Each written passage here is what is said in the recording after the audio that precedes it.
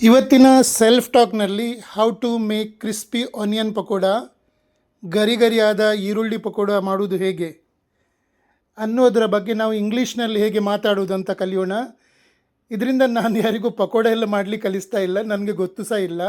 ನಾನು ಬರೀ ಇಂಗ್ಲೀಷ್ನಲ್ಲಿ ವಾಕ್ಯಗಳನ್ನು ಅಂದರೆ ಇಷ್ಟು ಮಕ್ಕಳಿಗೆ, ವಿದ್ಯಾರ್ಥಿಗಳಿಗೆ, ಅಂದರೆ ಹೆಚ್ಚಿನ ಗೃಹಿಣಿಯರಿಗೆ ಎಲ್ಲ ಕಲಿಸುವಾಗ ಅವರು ಹೇಗೆ ಮಾಡುವುದಂತ ಹೇಳಿಕೊಟ್ಟ ಸಿಸ್ಟಮನ್ನು ನಾನು ನನ್ನ ಪುಸ್ತಕದಲ್ಲಿ ಬರೆದಿದ್ದೇನೆ. ಅದನ್ನೇ ನಾನು ನಿಮಗೆ ಅವರಿಗೆ ಇಂಗ್ಲೀಷ್ನಲ್ಲಿ ಟ್ರಾನ್ಸ್ಲೇಟ್ ಮಾಡೋದನ್ನು ಕಲಿಸಿ ನಿಮಗೆ ಸಹ ಇದರಲ್ಲಿ ನಾನು ವಿಡಿಯೋ ಮೂಲಕ ಕೊಡ್ತಾ ಇದ್ದೇನೆ. ಯಾರಾದರೂ ಈ ಕುಕ್ಕಿಂಗ್ ಎಕ್ಸ್ಪರ್ಟ್ಸ್ ಇದ್ದರೆ ನನಗೆ ಪ್ಲೀಸ್ ಕ್ಷಮಿಸಿ, ನಾನು ಯಾರಿಗೂ ಪಕೋಡ ಮಾಡೋದು ಅಥವಾ ಅಡುಗೆ ಮಾಡುವ ವಿಧಾನ ಹೇಳಿಕೊಡ್ತಾ ಇಲ್ಲ. ಆ ವಾಕ್ಯಗಳನ್ನು ಇಂಗ್ಲೀಷ್ನಲ್ಲಿ ಹೇಗೆ ಟ್ರಾನ್ಸ್ಲೇಟ್ ಮಾಡುವುದು ಅಂತ ಹೇಳಿಕೊಡ್ತಾ ಇದ್ದೇನೆ ಅಷ್ಟೇ. ನೀವು ನಿಮ್ಮ ಫ್ರೀ ಟೈಮಲ್ಲಿ, ಅಂದರೆ ಸೆಲ್ಫ್ ಟಾಕ್ ನೀವೀಗ ಹೇಗೆ ಮಾಡ್ತೀರೋ ಅದೇ ವಿಧಾನವನ್ನು ನಿಮ್ಮ ಥಿಂಕಿಂಗ್ ಲ್ಯಾಂಗ್ವೇಜ್ನಲ್ಲಿ ಬಳಸಿ ಸೆಲ್ಫ್ ಟಾಕ್ ಮಾಡಿ ಹೇಗೆ ಮಾಡುವುದಂತ.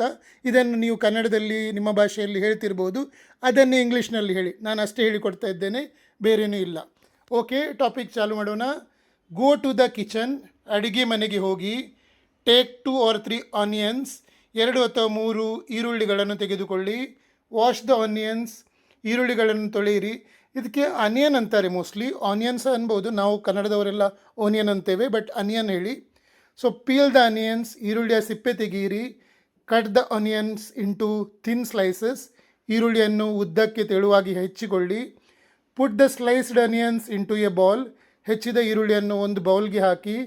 ಟೇಕ್ ಗ್ರಾಮ್ ಫ್ಲೋರ್, ಅಂದರೆ ಬೇಸನ್, ಕಡಲೆ ಹಿಟ್ಟನ್ನು ತೆಗೆದುಕೊಳ್ಳಿ.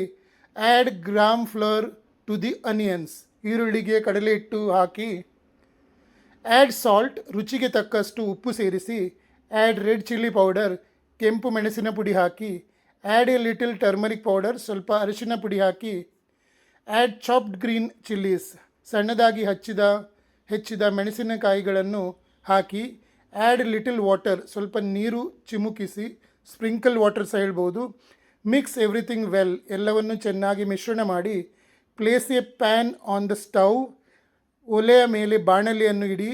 ಈ ಸ್ಟವ್ ಅಂದರೆ ಫ್ರೈ ಮಾಡುವ ಇದಕ್ಕೆ ಬಾಣಲೆ ಅಂತೀವಿ ನಾವು, ಇಂಗ್ಲೀಷ್ನಲ್ಲಿ ಅದಕ್ಕೆ ಫ್ರೈಯಿಂಗ್ ಪ್ಯಾನ್ ಅಂತಾರೆ. Pour oil into the pan, ಬಾಣಲಿಗೆ ಎಣ್ಣೆ ಹಾಕಿ. ಹೀಟ್ ದ ಆಯಿಲ್, ಎಣ್ಣೆಯನ್ನು ಬಿಸಿ ಮಾಡಿ.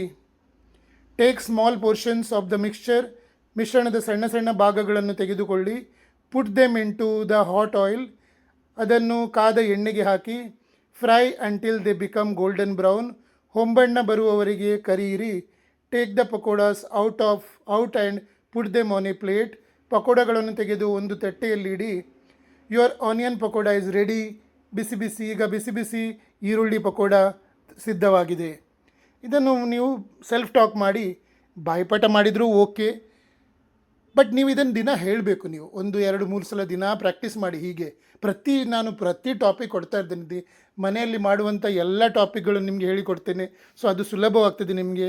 ಸೊ ನಿನ್ನೆ ನಾನು ಟೀ ಹೇಗೆ ಮಾಡೋದು ಅಂತ ಹೇಳಿದೆ, ಮತ್ತು ಬೇರೆ ಈಗ ದಿನ 1, 2 ಟಾಪಿಕ್ ಕೊಡ್ತೇನೆ. ಸೊ ಅದರಿಂದ ನಿಮಗೆ ಏನೆಲ್ಲ ಇದೆಯೋ ಅದನ್ನು ಇಂಗ್ಲೀಷಲ್ಲಿ ಹೇಗೆ ಹೇಳೋದಂತ ಅರ್ಥ ಆಗ್ತದೆ. ನೀವು ಅದನ್ನು ಪ್ರಾಕ್ಟೀಸ್ ಮಾಡಿ ಸಾಕು.